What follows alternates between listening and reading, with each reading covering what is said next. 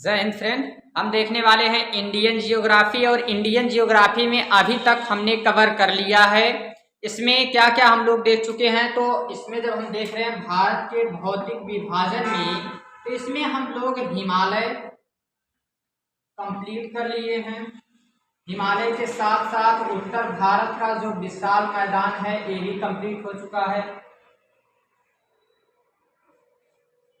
फिर हम लोगों ने भारत का तटीय मैदान भी कवर कर लिया है। अब हमें जो कवर करना है वो भारत का प्रायद्वीपीय क्षेत्र, और इसके बारे में हम लोग एक क्लास देख चुके हैं जिसमें हमने कुछ बेसिक बातें प्रायद्वीप भारत के बारे में डिस्कस किया था। अब हम लोगों को जो देखना है इस प्रायद्वीप भारत में, तो हमने आपको बताया था कि भूमि का वह भाग जो तीन तरफ पानी से घिरा हुआ हो उसे प्रायद्वीप कहेंगे, और यदि कोई भूमि का भाग है वो चार तरफ से जल से घिरा हुआ हो तो उसे हम लोग क्या कहेंगे, द्वीप कहते हैं। ठीक ना। अगर ये छोटा भाग है तो इसे द्वीप कहते हैं, और यही अगर बहुत बड़ा भाग है तो इसे हम लोग क्या कहते हैं, महाद्वीप कहते हैं। तो ऐसे कितने महाद्वीप हैं, तो टोटल जो है 7 महाद्वीप हैं, और छोटे छोटे द्वीपों की संख्या जो है वो काफी ज्यादा है। तो इसी तरीके से हमें डिस्कस करना है। तो द्वीप और द्वीप समूह जब हम देखेंगे तो हमारे यहाँ अंडमान निकोबार द्वीप समूह हम लोग आगे डिस्कस करेंगे। अभी हम लोगों को देखना है प्रायद्वीप भारत में। तो प्रायद्वीप भारत में जो हम लोग देखने वाले हैं, हमने आपको बताया था कि यहाँ पे पठार और पर्वत दो तरीके की संरचना है, और इसके बारे में हम लोगों को डिस्कस करना है। तो हमने सबसे पहले इसमें पहाड़ों में, यानी कि जिसे हम लोग पर्वत कहेंगे, तो एक पर्वत और पठार, देखिए भूमि का उठा हुआ वह भाग जिसकी औसत ऊंचाई 900 मीटर से अधिक हो तो उसे हम लोग क्या कहेंगे, उसे हम लोग पर्वत कहते हैं। और पठार किसे कहेंगे कि, और इसकी जो है एक चीज और याद रखिएगा कि इसकी जो है पीक जो होती है, चोटी, वो नुकीली रहेगी, और पठार में क्या रहेगा, ये सपाट रहेगी इसकी चोटी, और इसकी औसत ऊंचाई कितनी रहेगी, तो 600 मीटर से कम ही रहती है। तो पठार और पर्वत, और पर्वत में हम लोगों को देखना है जिसमें हमने सबसे पहला जो प्रायद्वीपीय पर्वत था जिसका नाम है अरावली, अरावली के बारे में हमने चर्चा किया था। इसमें हमने कई बातें जो है आप लोगों को बताया कि अरावली राजस्थान में स्थित है। दिल्ली के पालमपुर से लेकर, इधर गुजरात के पालमपुर से लेकर दिल्ली के मजनू के टीले तक फैला हुआ है। टोटल इसकी लंबाई 800 किलोमीटर है। अरावली की सबसे ऊंची चोटी जो है वो इसमें गुरु शिखर है, गुरु शिखर, माउंट आबू पहाड़ी पर यह स्थित है, गुरु शिखर। तो इतनी बात आपको अरावली में याद होना चाहिए। और यहाँ अरावली श्रेणी यहाँ पे स्थित है, ये रही अरावली। और अरावली के पूर्व में अगर हम लोग देखेंगे तो यहाँ से एक नदी निकलती है जिसका नाम है बनास नदी, बनास नदी, ये याद रखिएगा। और एक यहाँ से लूनी नदी जो राजस्थान से निकलती ही है। अब इसके बारे में हम लोग देख लिए हैं, तो अब हमें देखना है विंध्यन पहाड़ी के बारे में। तो विंध्यन पहाड़ी को देखते हैं। विंध्यन पहाड़ी इस तरीके से फैली हुई है हमारे भारत में, और विंध्यन पहाड़ी के बारे में अगर हम लोग देखें तो ये पहाड़ी विंध्यन जो है ये भारत को उत्तर भारत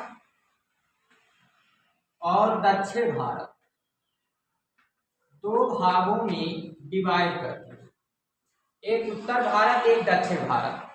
अगर विंध्यन पहाड़ी नहीं होती तो उत्तर भारत की जितनी नदियां हैं, जैसे गंगा, सिंधु, फिर इसके यहाँ जो है हम देखेंगे इसकी सहायक नदी गंगा की यमुना, ये सभी नदियां इधर बंगाल की खाड़ी में जिस तरीके से यहाँ चलना प्रारंभ करती हैं, और यहाँ से घूमने के बाद तुरंत जो है ये चली जाती है बंगाल की खाड़ी में, इस तरीके से इनका रास्ता नहीं होता। ये जितनी भी नदियां हैं ये सभी नदियां यहाँ से निकलने के बाद पूरे दक्षिण भारत में प्रवाहित होती, लेकिन इनको रोकने का एकमात्र कारण जो है, इनके दिशा बदलने का एकमात्र जो कारण है वो विंध्यन पर्वत है। ये विंध्यन पर्वत, इसे महान जल विभाजक भी कहा जाता है, महान जल विभाजक। और ऐसा ही नाम एक और पर्वत को हमने दिया था, हिमालय पर्वत को, उसे जलवायु विभाजक कहते हैं, महान जल विभाजक भी कहते हैं। वहां से नदियों का उद्गम क्षेत्र भी माना जाता है। तो इसी तरीके से ये विंध्यन श्रेणी है। विंध्यन श्रेणी को अगर हम लोग देखेंगे, विंध्यन पर्वत को अगर हम लोग देखेंगे, ये सबसे ज्यादा कहाँ स्थित है, तो सबसे ज्यादा मध्य प्रदेश में फैली हुई है। मध्य प्रदेश,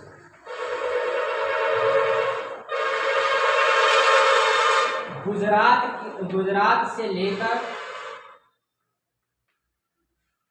छोटा नागपुर के पठार तक फैली हुई है।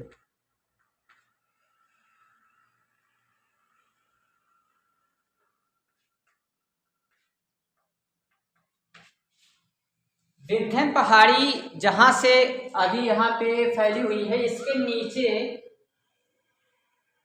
इस क्षेत्र में आप देखेंगे महाराष्ट्र के निचले क्षेत्र में, तो इस पूरे क्षेत्र को हम लोग पठारी क्षेत्र के नाम से जानते हैं। तो यहाँ पर कभी भी भूकंप आने का चांस नहीं रहता है, लेकिन इस क्षेत्र में भूकंप आने के कुछ साक्ष्य मिले हैं। कुछ जो है ऐसे, जैसे अभी एक जल्दी में एक भूकंप आया था, तो इसके कारण क्या है कि यहाँ पे जो अभी भूकंप आ रहा है,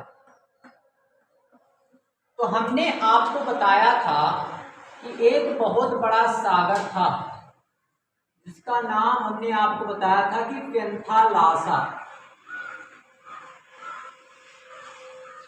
और यहीं पर एक बहुत बड़ा महाद्वीप था जो अलग अलग भागों में टूट गया था, और इसी के टूटने के कारण जब ये टूट गया, दो अलग भागों में पहले टूटा, तो ये दो अलग भाग बने थे। एक जो है इसी में बन गया था अंगारा लैंड, एक बन गया था गोंडवाना लैंड।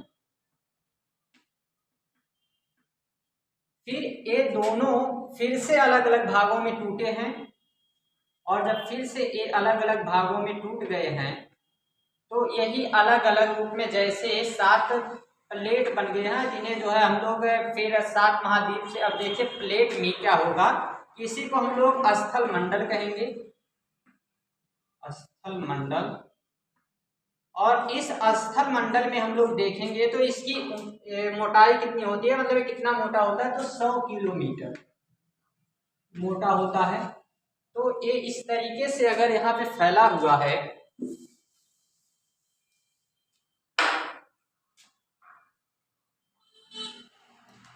इस तरीके से फैला हुआ है, तो जो उठा हुआ भाग है ये क्या है, ये भूमि है, इसे हम लोग महाद्वीप कहेंगे। और इस क्षेत्र को, ये जो स्थान है, इसे हम लोग महासागर कहेंगे। तो इसी तरीके से टोटल 7 महाद्वीप हैं और 5 महासागर हैं। तो ये जो इन 7 महाद्वीपों में एक महाद्वीप अफ्रीका है। पहले हमारा भारत इसी अफ्रीका महाद्वीप के साथ सटा हुआ था, ये अफ्रीका महाद्वीप के पास था, और अफ्रीका महाद्वीप के साथ सटे होने का प्रमाण क्या है, क्या साक्ष्य है, तो अभी जब हम देखेंगे सौराष्ट्र की पहाड़ी जो गुजरात में स्थित है, तो उसी गुजरात में जो सौराष्ट्र की पहाड़ी है 3 भागों में टूटी हुई है। उसी में से एक पहाड़ी है गिर की पहाड़ी, जिसे हम लोग गिर की पहाड़ी के नाम से जानते हैं। तो यही गिर की पहाड़ी में एशियाई शेर के साक्ष्य मिलते, मतलब वहाँ एशियाई शेर पाए जाते हैं। तो ये एशियाई शेर केवल यहाँ पर पाए जाते हैं और अफ्रीका के सवाना में पाए जाते हैं। तो इसका यही एक प्रमाण ये रहता है कि यहाँ जो है ये कहाँ से टूट के आया है, ये अफ्रीका से टूटकर अलग हुआ है। यहाँ से इसको अफ्रीका से फिर से ये यूरोप और एशिया में जब ये दो भागों में टूटा तो इधर जो है हम लोग जानेंगे इसे एक तो अमेरिका के नाम से जाना जाएगा, दक्षिण अमेरिका, एक अफ्रीका।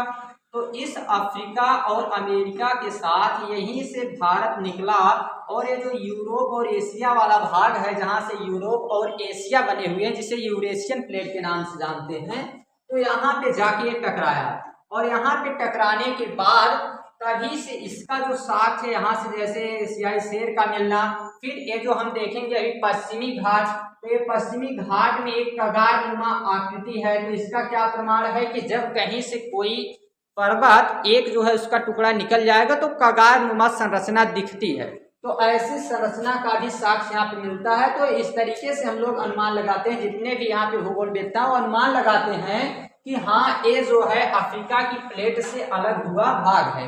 तो यही जब निकला आगे चलने के बाद कई लाखों साल बाद ये जो है आके यहाँ से यूरेशिया प्लेट में टकराया है। तो यहाँ बीच में हॉट स्पॉट पे ये टकरा गया और यहाँ पे टकराने के कारण इसकी जो प्लेट है ये दक्षिण भारत की जो प्लेट प्रायद्वीपीय प्लेट है, अभी बताया जा रहा है कि ये प्लेट जो है टूट रही है। अब ये प्लेट टूटने का मतलब ये है कि ये प्लेट जो टूट रही है तो यहाँ से हम देखेंगे ऊपर यहाँ भूकंप आने के चांस रहते हैं ज्यादातर, क्योंकि जो है दो प्लेट जहाँ टकराई वहां आता है और जहां से टूट रही है तो यहाँ पर भी भूकंप के चांस बनते हैं। तो इसी कारण से यहाँ पर भी कुछ भूकंप के साक्ष्य दिख रहे हैं। तो इस तरीके से विंध्य पहाड़ी के नीचे यही कारण है कि थोड़े से भूकंप यहाँ पे आते रहते हैं। अब हम लोग एक करीब करीब अभी इतने जल्दी नहीं, इसमें समय लग जाएगा, लाखों वर्ष का समय लग जाता है इसको फिर से जो है पूरा टूटने में लाखों वर्ष का समय लग जाएगा, तो इतने जल्दी कुछ यहाँ होने वाला नहीं है। अब हम लोग आगे देखते हैं। तो आगे विंध्य पहाड़ी में और याद रखिएगा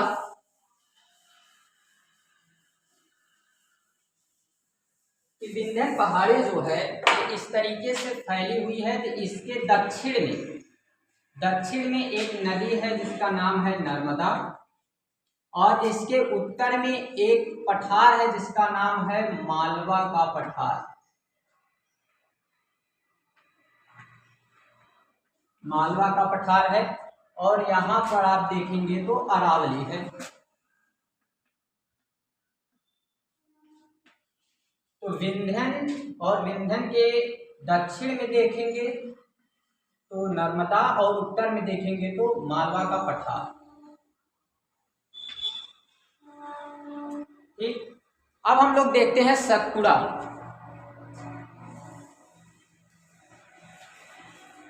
सतपुड़ा पर्वत के बारे में हम लोग देख रहे हैं और सतपुड़ा पर्वत पूरे भारत का एकमात्र भ्रंश पर्वत है। भ्रंश पर्वत का मतलब क्या होता है? तो पर्वत तीन तरीके से बनते हैं, जिसमें एक रहता है वलित पर्वत, दूसरा एक वलित रहेगा,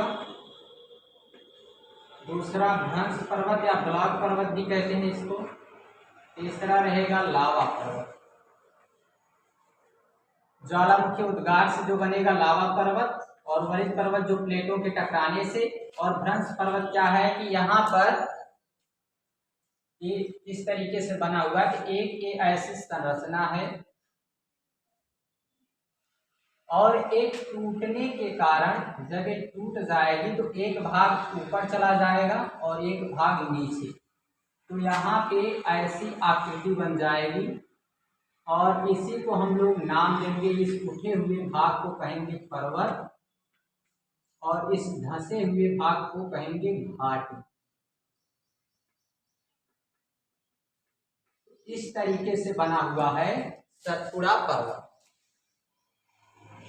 सतपुड़ा पर्वत तीन अलग अलग भागों में टूटा हुआ है। तीन इसके भाग हैं। पहला इसे पूरा जो एक ही नाम रहेगा वो सतपुड़ा कहेंगे, सतपुड़ा पर्वत। और ये तीन अलग अलग कौन कौन से भाग हैं? तो पहला है राजपीपली, दूसरा महादेव और तीसरा मैकाली।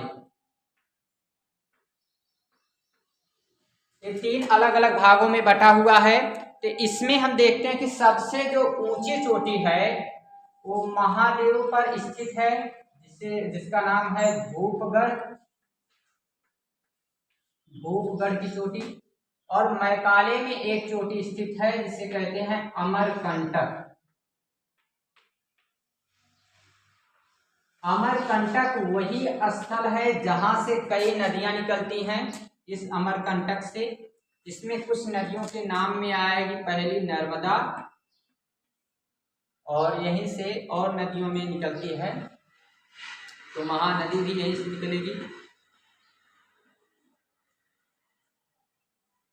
और सोन नदी भी यहीं से निकलती है। तो सतपुड़ा में याद रखना है क्या क्या, तो सतपुड़ा में ये 3 पहाड़ियों में टूटा हुआ है, महादेव, मैकाले और राजपीपली। तो राजपीपली, महादेव, मैकाले में सबसे ऊंची चोटी जो रहेगी वो धूपगढ़ की रहेगी। पूरे सतपुड़ा की सबसे ऊंची चोटी धूपगढ़ है। और इसमें हम देखेंगे तो महादेव पर ये स्थित है, महादेव जो इसकी श्रृंखला है उसमें महादेव पर स्थित है धूपगढ़, और मैकाले की सबसे ऊंची चोटी जो है अमरकंटक है। लेकिन पूरे सतपुड़ा की अगर कहेंगे सबसे ऊंची चोटी तो रहेगी धूपगढ़। ये पूरी तरीके से अगर हम लोग देखेंगे तो कुछ हिस्सा इसका गुजरात में,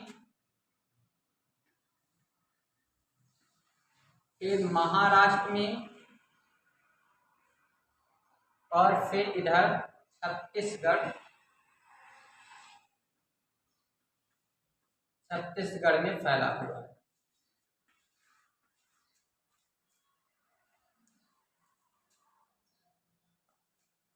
अब हम देख लेते हैं पश्चिमी घाट के बारे में।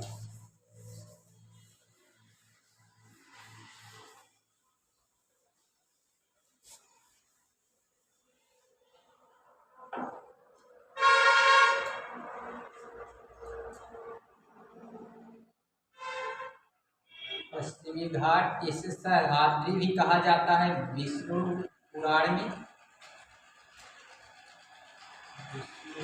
इसे सह्याद्री भी कहते हैं।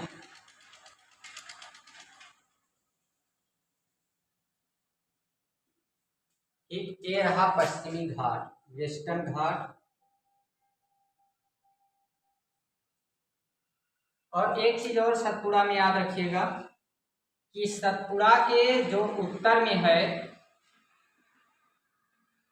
तो विंध्यन के एक, यहाँ पे क्वेश्चन जो है अभी हम देख रहे थे, कल या परसों में एक क्वेश्चन देख रहे थे जो आया था यूपीपीसीएस का, जो मतलब एसआई का रहता है। फिर एक जो है आया था एमपी में, मतलब एमपी में भी एक एग्जाम था उसका, उसमें जो है क्वेश्चन आया था। तो क्वेश्चन आया था कि उसमें जो है जो नर्मदा नदी है, नर्मदा नदी किस पर्वत के उत्तर में स्थित है। और उसमें 2 ऑप्शन में इस तरीके से जो दिया रहता है कि जैसे अभी आपको क्वेश्चन जब मतलब टेस्ट वाला लिया जाएगा, जैसे भौतिक विभाजन खत्म होता है तो उसको लाएंगे, लेकिन ये इस तरीके से क्वेश्चन था कि पहला एक ऑप्शन और दूसरे ऑप्शन, इस तरीके से 2 ऑप्शन देंगे, फिर इसमें मतलब एक कथन की तरह रहेगा, और फिर लास्ट में ये 4 ऑप्शन आपके रहेंगे कि इसमें से कौन सा सही है। तो ऐसे क्वेश्चन बने हुए थे, जिसमें पहले में जो बताया गया था कि नर्मदा नदी सतपुड़ा के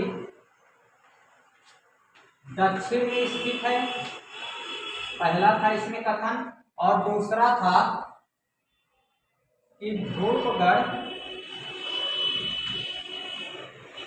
मैकाले की सबसे ऊंची चोटी।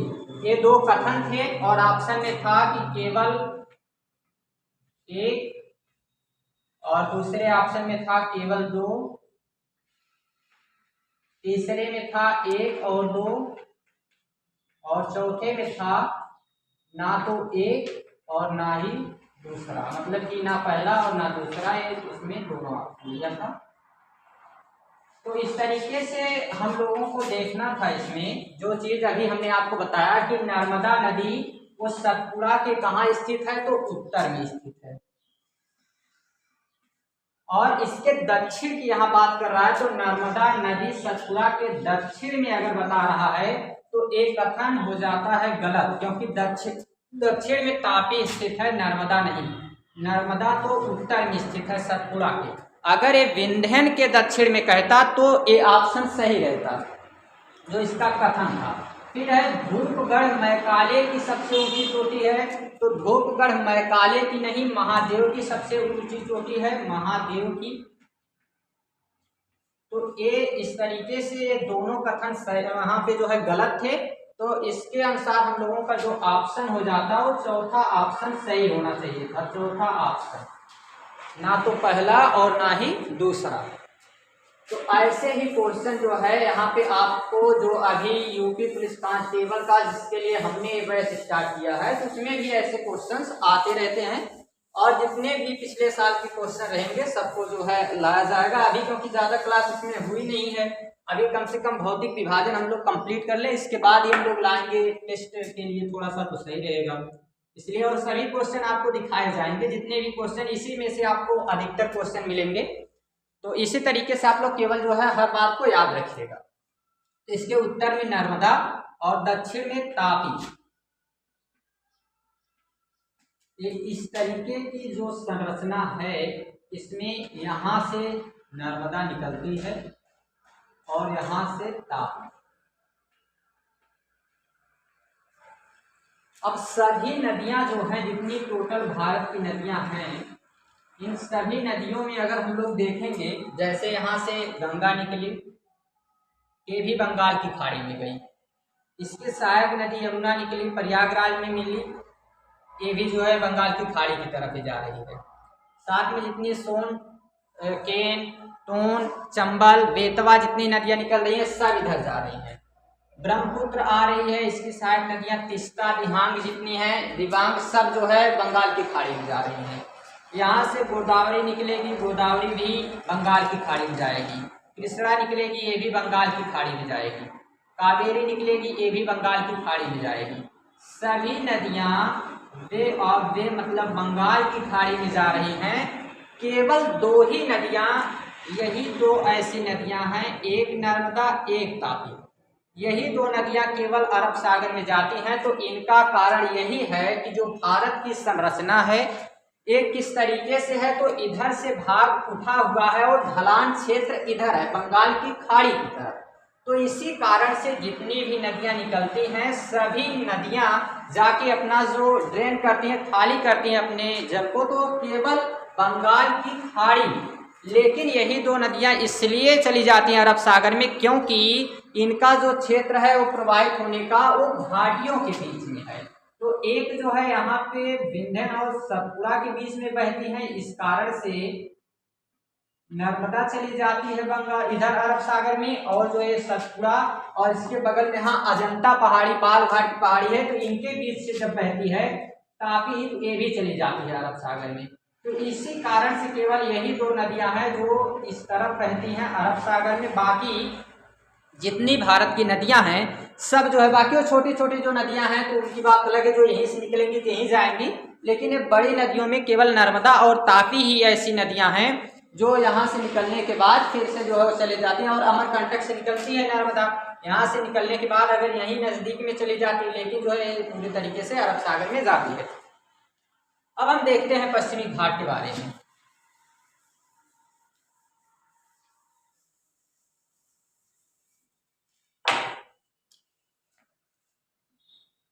तो इसे विष्णु पुराण में सह्याद्री कहते हैं। और एक क्वेश्चन जो है, एक आरएस का एग्जाम होता है, उसमें जो है पूछा गया था कि निम्न में से किसे विष्णु पुराण में, मतलब ये नहीं दिया था, केवल इतना पूछा गया था किसे सह्याद्री के नाम से जाना जाता है। तो निम्न में से किसे सह्याद्री के नाम से जाना जाता है, और ऑप्शन में था उसमें हिमालय पर्वत, विंध्यन, सतपुड़ा और पश्चिमी घाट। तो पश्चिमी घाट को सह्याद्री के नाम से हम लोग जानते हैं, उसे विष्णु पुराण में सह्याद्री कहा गया है। तो पश्चिमी घाट की अगर हम लोग बात करें, ये तापी नदी से लेकर जहां क्षेत्र है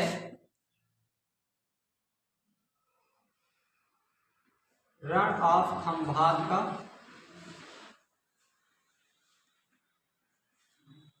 और यहां से लेके कन्याकुमारी तक फैला हुआ है।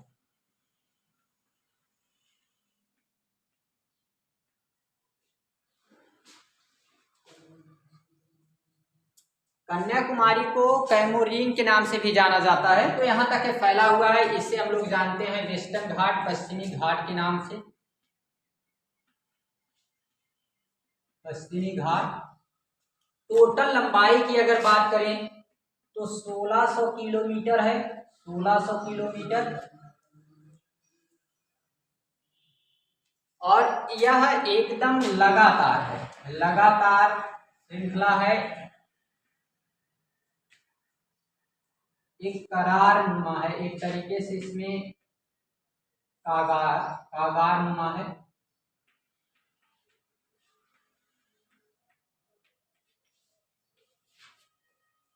इसमें 3 घाट पाए जाते हैं, मतलब जहां से 3 दर्रे हैं, जहां से इस बगल से इस बगल जा सकते हैं। कौन कौन से दर्रे हैं? तो एक है इसमें हाल घाट, दूसरा है भोर घाट,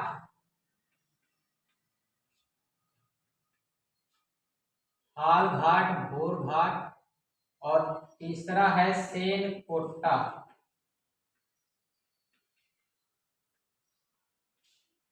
ये 3 इसमें दर्रे हैं। और दर्रे के बारे में हमने आप लोगों को बताया ही था कि दर्रे किसे कहते हैं, ला। ठीक, तो इसमें ये 3 दर्रे हैं। अब देखते हैं कि ये दर्रे क्वेश्चन किस तरीके से इसमें आएगा। जैसे आपका अगर क्लास 6 से 12 तक देखेंगे तो ऐसे क्वेश्चन नहीं आते इसमें। लेकिन इसमें जब कंपटीशन की बात होती है तो जैसे इसमें अगर यूपी पुलिस कांस्टेबल या फिर यूपी पीसीएस की बात करें या फिर इसमें किसी भी स्टेट पीसीएस का रहेगा तो इसमें इस तरीके से क्वेश्चन आते हैं कि कौन से घाट के द्वारा, कौन से दर्रे के द्वारा कहां से कहां तक जाया जा सकता है। तो जैसे पहला था थाल घाट। तो जो थाल घाट है, तो थाल से आपको याद आ रहा है कि थाल से क्या हो जाएगा, ये हो जाएगा थाली। और थाली में क्या किया जाता है, नाश्ता। तो थाली में करेंगे नाश्ता, तो नाश्ता से क्या हो जाएगा, नासिक। तो थाल घाट कहाँ से जाता है, थाली में से तो हो गया मुंबई, और ये कहाँ तक जाता है, नाश्ता करेंगे तो नासिक। ठीक, पहला जो है आपका थाल घाट है, तो थाली में नाश्ता करने के लिए आपको ये रहेगा, में से हो जाएगा मुंबई, और नाश्ता करेंगे तो नासिक। तो मुंबई से नासिक को जोड़ने का जो कार्य करता है वो थाल घाट के द्वारा मुंबई से नासिक जाया जाता है। दूसरा जो भोर घाट है, और भोर घाट में क्या होता है, तो भोर में होता है सूर्य उदय, यानी कि जो है वहां पे प्रकाश निकलता है सूर्य का। तो यहाँ से हम देखेंगे भोर में, तो हो गया मुंबई। और यहाँ से क्या ध्यान देना है, तो प्रकाश निकलता है, इससे हो गया पुणे। पुणे को याद रखिएगा। तो मुंबई से पुणे को जोड़ने का काम करता है भोर घाट, और मुंबई से नासिक को जोड़ने का काम करता है थाल घाट। फिर सेन कोट्टा जो है, सेन कोट्टा तिरुवनंतपुरम से,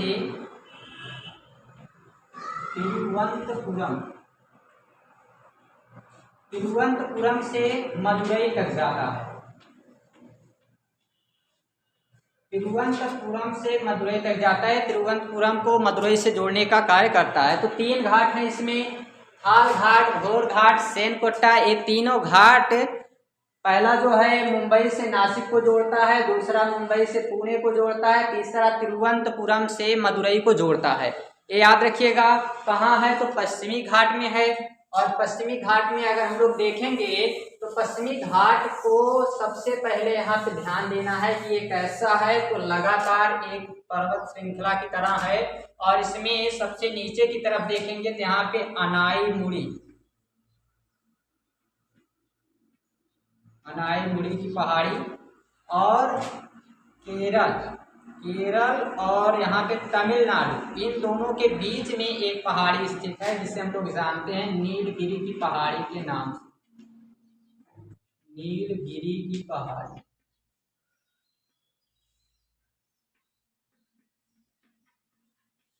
इस पश्चिमी घाट के अगर हम लोग देखेंगे इसके पश्चिम में और इसके पूर्व में, तो पूर्व में 25 से 40 सेंटीमीटर वर्षा होती है, बारिश जो होती है, और इसके पश्चिम में 250 से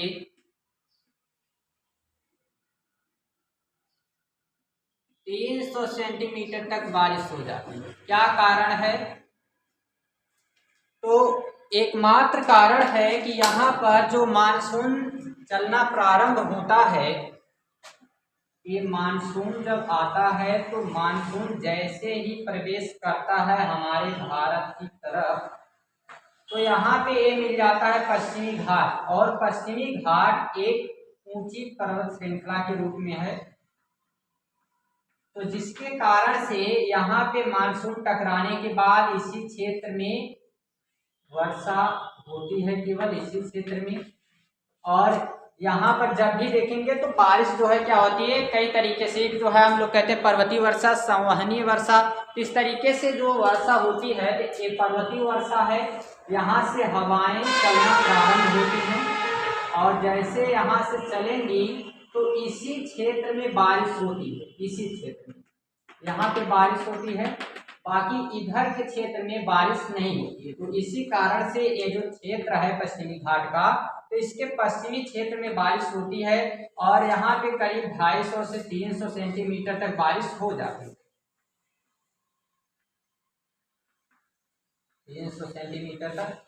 और इसी क्षेत्र में इधर हम देखेंगे तो इसे हम लोग, यहाँ पे बारिश कम होती है 25 से 30 सेंटीमीटर तक, 40 सेंटीमीटर तक, तो इसे हम लोग जानते हैं बारिश कम होती है, इसलिए इसे कहते हैं वृष्टि छाया क्षेत्र।